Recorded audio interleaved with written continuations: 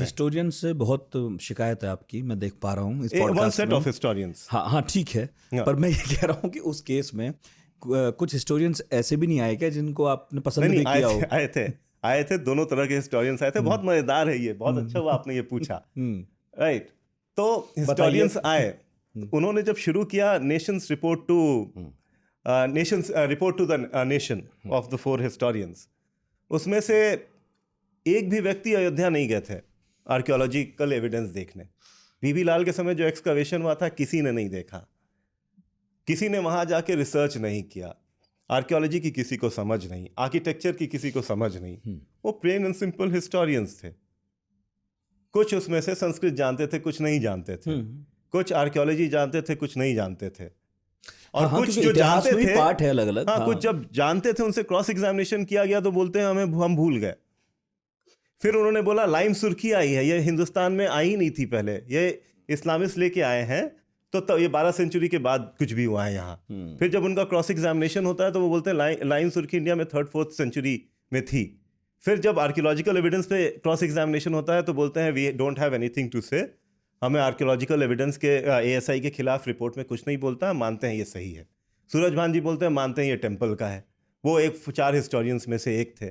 जब सब कुछ मानना ही था एविडेंस देखने के बाद, तो हिस्टोरियंस को नेशन को रिपोर्ट देने के बाद भी पहले भी थोड़ा पढ़ लेते, तो क्या देश में शांति होती? कोर्ट के पास इतना समय होता है कि वो एक्सपर्ट्स को सुनती हैं, या फिर पहले से रिपोर्ट्स हो जाती हैं वो बाद में देखती हैं, ऐसा कुछ हो? ये ट्रायल जो हुआ था इलाहाबाद हाई कोर्ट में हुआ था, तो ओरल डिपोजिशंस और क्रॉस एग्जामिनेशंस रिकॉर्ड किए गए थे, वहाँ हो चुके थे और वो ये अपील में था सुप्रीम कोर्ट में।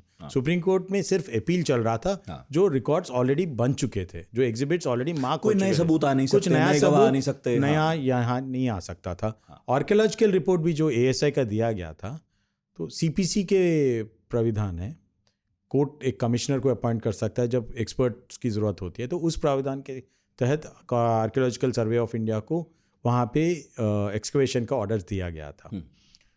उस रिपोर्ट को जो प्रोसीजर में चैलेंज करने का था वो भी अवेल नहीं किया गया था, किसी ने चैलेंज नहीं किया उस रिपोर्ट को। और सुप्रीम कोर्ट में आने के बाद उसके खिलाफ आर्ग्यूमेंट शुरू हो गए, तो फिर कोर्ट ने पूछा कि भाई आप तो प्रोसीजर जानते हो, तो पूरा प्रोसीजर है ऑर्डर 26 का CPC में, तो उस प्रोसीजर को फॉलो क्यों नहीं किया? उसका कोई जवाब नहीं। आप परमिशन दे दीजिए, हम कर लेंगे। बहुत इंटरेस्टिंग चीज़ है। सो मेरे हिसाब से क्या था, मैंने जैसे कहा कि एक स्टेक होल्डर जो इनविजिबल था, जिसका atheism was his faith, and social what you call fissures create करना उनका ऑब्जेक्ट और मेथोडोलॉजी है, वो नहीं चाह रहे थे कि ये केस खत्म हो। और देखिए आप एक्सपर्ट को क्यों नहीं क्रॉस एग्जामिन करते हैं? इसलिए क्योंकि एक्सपर्ट जो है वो और साफ कर देगा चीज़ों को, क्योंकि उसने तो अपने एक्सपर्ट लैंग्वेज में लिख दी।